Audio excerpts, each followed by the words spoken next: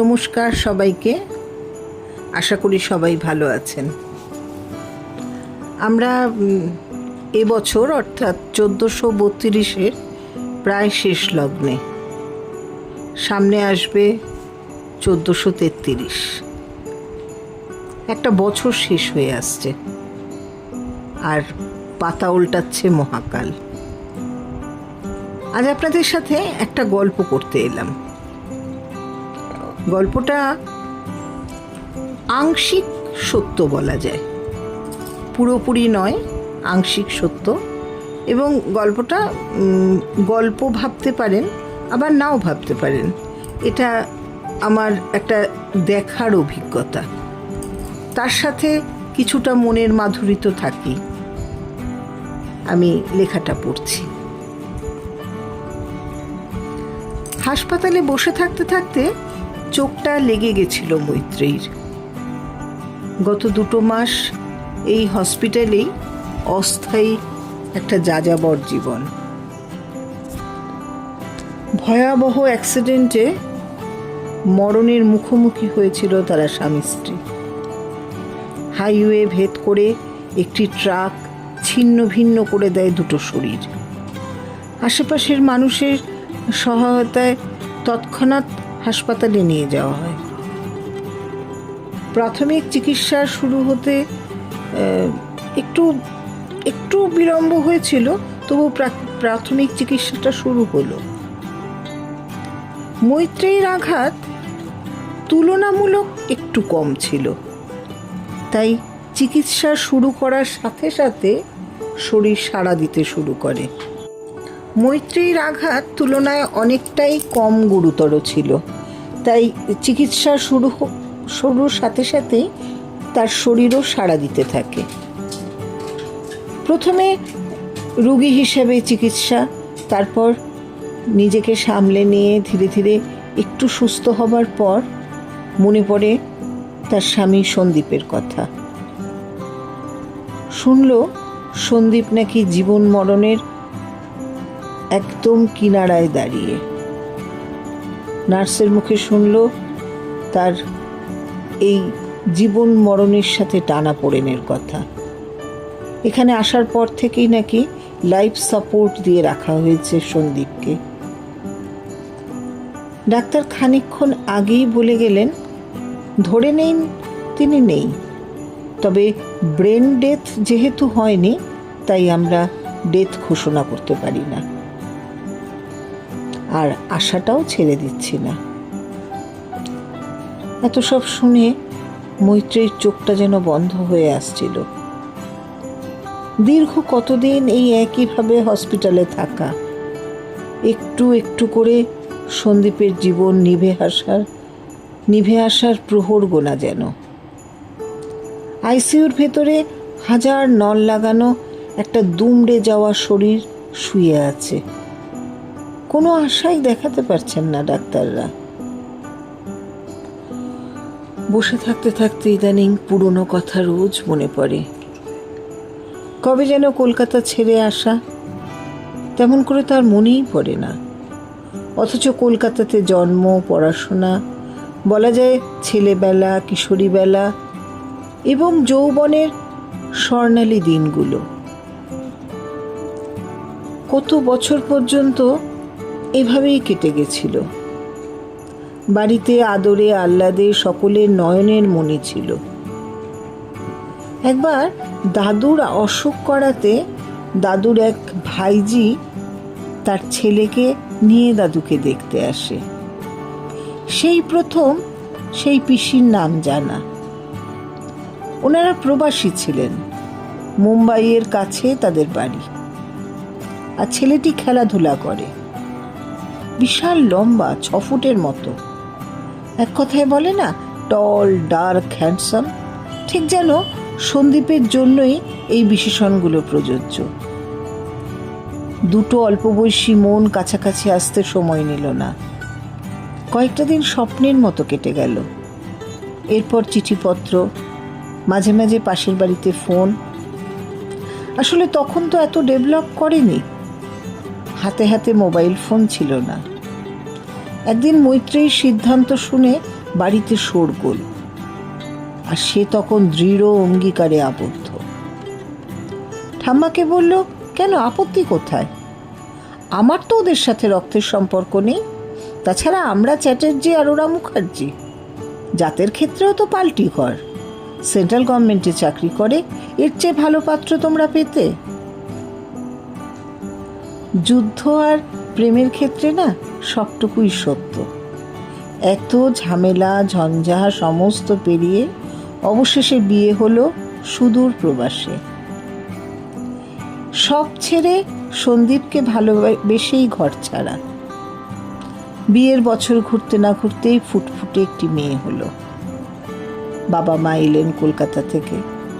প্রবাসে ভিন্ন ভিন্ন রুচির সাথে নিজেকে একাত্ম করে নেওয়ার অবিরাম চেষ্টা, হিন্দি উচ্চারণের জড়তা কাটিয়ে ওঠার অদ্ভুত একটা প্রয়াস। কত বছর কি জানি, আজকাল আর কিছু মনে থাকে না।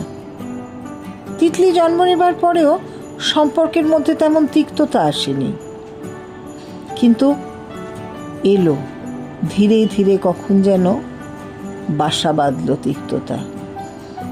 কবে যেন প্রবাসী সন্দীপের কাছে এই বাঙালি বউ ক্রমশ অসহনীয় হয়ে উঠল।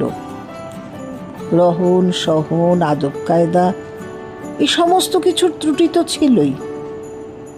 মেয়ে বড় হবার পর থেকেই সন্দীপ যেন একটা বিচ্ছিন্ন দ্বীপ। কথায় কথায় একটাই কথা, ডিভোর্স দাও, চলে যাও। অবশেষে সিদ্ধান্তটা নিতেই হলো, ডিভোর্স করে কলকাতায় চলে যাওয়ার। আচ্ছা, সেদিন যে অ্যাক্সিডেন্টটা হলো, সেই সময় কি সন্দীপ অন্যমনস্কভাবে বাইক চালাচ্ছিল? উকিলের বাড়িতে তো ডিভোর্সের ফাইল জমা দিতে যাবে, সেই জন্যই মোটর বাইকটা বার করলো। আর বহুদিন বাদে ওর পেছনে বসা। হাইওয়ে উঠে নিজেই বলল আমাকে ধরে নিতে, মানে ওকে আমি ধরবো। আমি ব্যাগটা সামলে কোনো রকমভাবে বসা। হঠাৎ কি যেন হলো, উল্টো দিক থেকে একটা ট্রাক বাইকটা স্কিড করে গেল। তারপর আর কিছু মনে নেই। জ্ঞান ফিরতেই দেখি হসপিটালে শুয়ে। চোখ মেলে সন্দীপকে খুঁজেছি। একজন নার্স এসে বলেছিলেন যে উনি আপনার কে হয়? আমি বললাম হাজবেন্ড। উনি কোনো কথা বললেন না, কেবল বললেন, आप सोचिए उनका मौत अभी डॉक्टर के हाथ में नहीं है। भगवान की दुआ से आप सलामत है, लेकिन आपका पति सलामत नहीं है। उनका जख्म थोड़ा ज़्यादा है। ভদ্রমহিলার গলায় যীশু খ্রিস্টের একটা লকেট। পরম মমতায় আমার মাথায় ঠেকিয়ে চুমু দিলেন। অদ্ভুত ঘোরের মধ্যে কটা দিন কেটে গেল। নিজের শরীরের অসুবিধা কমে আসার পর ছুটি দিয়ে দেয় হসপিটাল। কিন্তু হসপিটালে গেলে দীপকে দেখবে কে? কোমায় চলে গেছে সন্দীপ। তবু ক্ষীণ আশার একটা আলো নিয়ে রোজ হসপিটাল সংলগ্ন মুম্বাইয়ের একটা গির্জায় গিয়ে মোমবাতি জ্বালিয়ে প্রার্থনা করা। আমি জানি সন্দীপ সুস্থ হয়ে যদি যায়, আমাদের ডিভোর্সটাই সবার আগে হবে। দুজনেই আলাদাভাবে আবার জীবনের সাথে লড়াই করব। কিন্তু বাচ্চাটার কি হবে? কার কাছে ও বড় হবে? উফ, এসব ভাবনায় শরীরটা যেন আরো খারাপ লাগে। আর ভাববো না, যা ভাগ্যে আছে তাই হবে। আপাতত এই হসপিটালটাই ঠিকানা। জানি না আরো কত পরীক্ষা দিতে হবে। শরীরটা অবসন্ন হয়ে আসছে। সত্যি আমি আর কিচ্ছু ভাববো না। আচ্ছা, আইসিইউর ভেতরে সন্দীপ এখন কি করছে? ও কি বুঝতে পারছে যে আমার মনের মধ্যে কত ঝড় বইছে? হঠাৎ অ্যানাউন্সমেন্ট। সমস্ত নিস্তব্ধতা খান খান করে বেজে উঠল ICU 7 পেশেন্ট সন্দীপ মুখোপাধ্যায়, বয়স 38, বর্তমান লাইফ সাপোর্টে আছেন। পেশেন্ট পার্টিকে দেখা করতে বলছে। দৌড়ে যাওয়া ওখানে। যাওয়ার পথে একবার যেন মা মেরির দিকে চোখ পড়ল, আর সন্দীপ কোমার ভেতরে। সন্দীপ দেখছে স্পষ্ট যেন ফাদার দাঁড়িয়ে আছেন। ফাদার ডাকছেন, come on my child, you are not going to sleep, come on. কিন্তু ফাদার, আমি তো মৃত, ডাক্তাররা যে বলছে। বাইরে মৈত্রেয়ী আছে, ও আমার অপেক্ষায় বসে আছে। কিন্তু ফাদার, বলো তো আমাকে, আমি কি বেঁচে আছি? ও মাই চাইল্ড, তুমি প্রতিদিন বেঁচে উঠছ। মৈত্রেয়ীর মোমবাতির আলোয় স্বয়ং যিশু জেগে উঠেছেন। জেরুজালেম টু জেরিকোর জার্নি পড়নি তুমি? শোনো দীপ, সেদিন তুমি বেরিয়েছিলে একটা সম্পর্কের থেকে মুক্তি খুঁজতে। তোমার কাছে তোমার স্ত্রী তার গ্রহণযোগ্যতা হারিয়েছিল। এই অসহায় ইন্দ্রিয় শক্তির বিলুপ্ত আমরা সবাই মুক্তির দাবিতে অন্যের যন্ত্রণা ভুলে যাই। এ কাহিনী যুগে যুগে চলছে।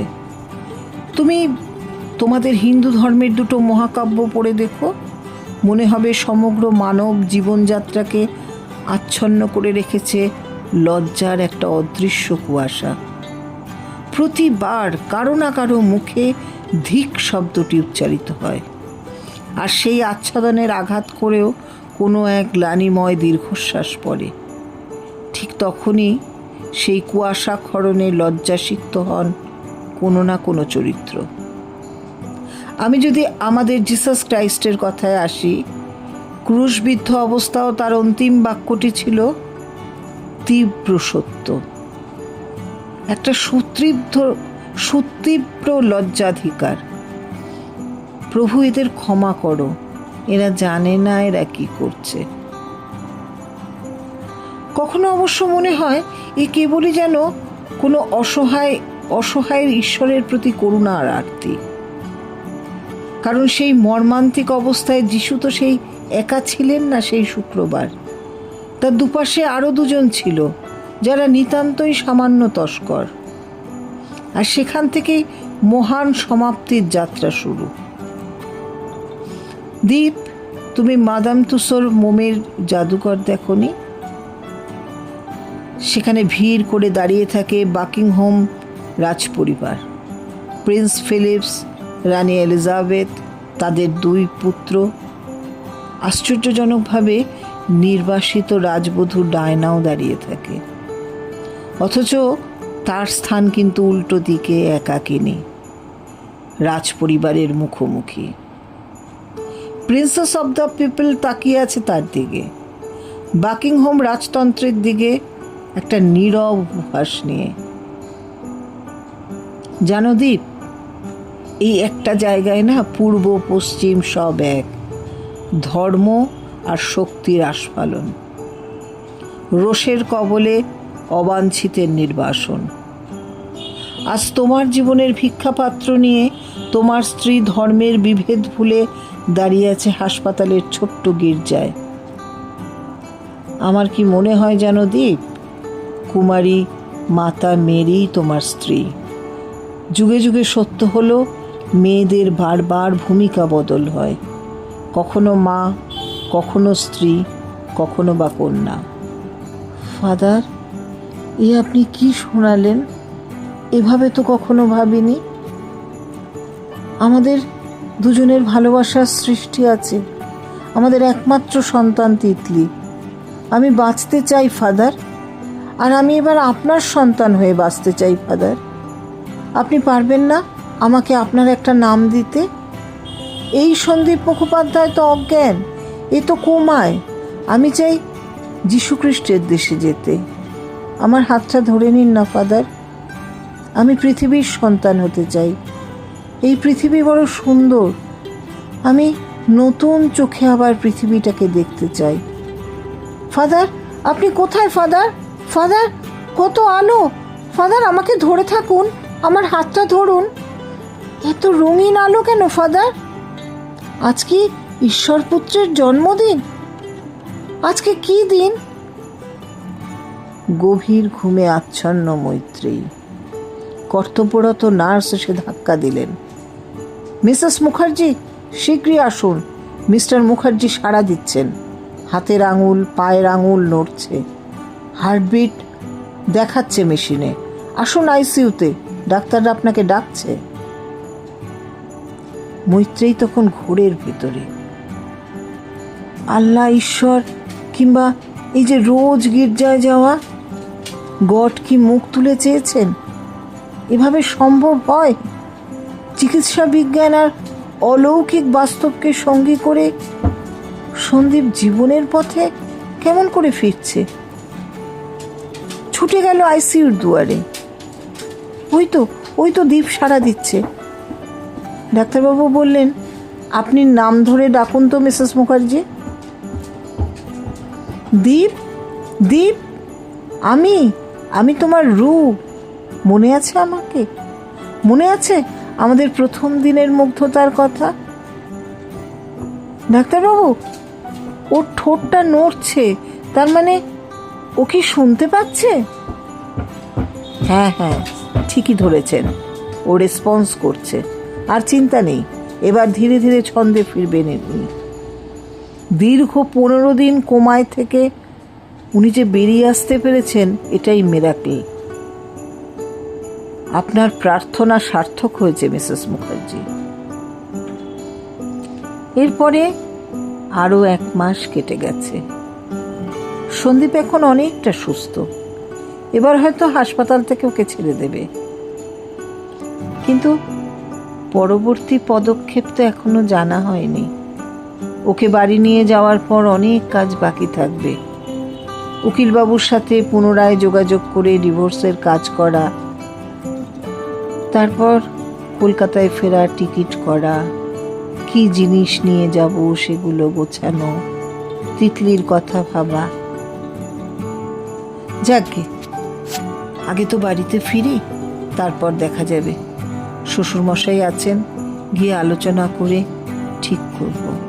একটা মস্ত বড় চাঁদ আকাশে। সকালে হসপিটাল থেকেই একটা গাড়ির ব্যবস্থা করতে হবে। অনেক অনেক কর্তব্য এখন অপেক্ষা করছে আমার জন্য। আজ গির্জায় গিয়ে যীশুখ্রিস্টের মুখে আমি যেন আমার মহাদেবের মুখখানা দেখলাম। শান্তির একই ললিত বাণী। ভোরের মিঠে আলোয় একটা কমলা লেবু রোদ, দীপ শোয়া। বহুদিন বাদে নরমভাবে আমাকে কাছে ডাকলো, বলল, কিছু কথা আছে। মনে মনে আমি বললাম, আমি জানি তো, আমি জানি সব কথাগুলো। তুমি ডিভোর্স চাও, তাই তো? মুখে তবু বললাম, হ্যাঁ বলো। রু, এ নতুন জীবন আমার নয়। ফাদার স্টিফেনের সন্তান আমি। তুমি আমার গৌরব। আজ থেকে আমরা ফাদারের জন্যই নিবেদিত হব। জানো রু, কোমায় থাকাকালীন আমি যীশুখ্রিস্টের দেশে গিয়েছিলাম। কি অসীম শান্তি সেখানে। আমি ঠিক করেছি এই নতুন জীবনে সন্দীপ মুখোপাধ্যায়ের অস্তিত্ব থাকবে না। ফাদার আমার নতুন নাম দিয়েছে, প্রিন্স ফিলিপ, আর তুমি আমার এলিজাবেথ। আমরা যিশুর বাণী প্রচার করব, আর আমাদের সন্তান তিতলি নয়, ওর নাম রাখবো ক্যারালাইন। রু, তুমি আমার সাথে একমত হবে? আর কখনো আমরা আলাদা হব না তো? শিহরিত মৈত্রেয়ী। হে ঈশ্বর, আবার ফিরে এলো সেই বাঁশিওয়ালা। বাঁশির সুরে ভেসে গেল মৈত্রেয়ী। ভুল ভুলাইয়া অলিগলি দিয়ে চলা, বড় বড় বাড়ি বারান্দা, এ বাঁক ও বাঁক দিয়ে হারিয়ে চলা বাঁশিওয়ালার সাথে। বাঁশিওয়ালা চলেছে আগে আগে। রাস্তাঘাটগুলো স্থবির, গাড়ির দল থেমে গেছে। পিছনে একটা বিরাট শান্তি মিছিল। প্রিন্স ফিলিপ আর এলিজাবেথের হাতে ধরা একটা প্রণয়ের ঝান্ডা। সেই প্রণয়ের ঝান্ডায় গাছেরা জয়ধ্বনি দিচ্ছে, নিঃশব্দ স্লোগানে মুখরিত নগরী। প্রিন্স ফিলিপ আর এলিজাবেথের বিচ্ছেদ কখনো হবে না। বিশ্বপিতা তুমি হে প্রভু, আমার এই প্রার্থনাই শুধু। প্রভু, এ বিবাহের সাক্ষী তুমি। ধন্যবাদ আপনাদের সবাইকে গল্পটা শুনলেন বলে। সবাই ভালো থাকুন।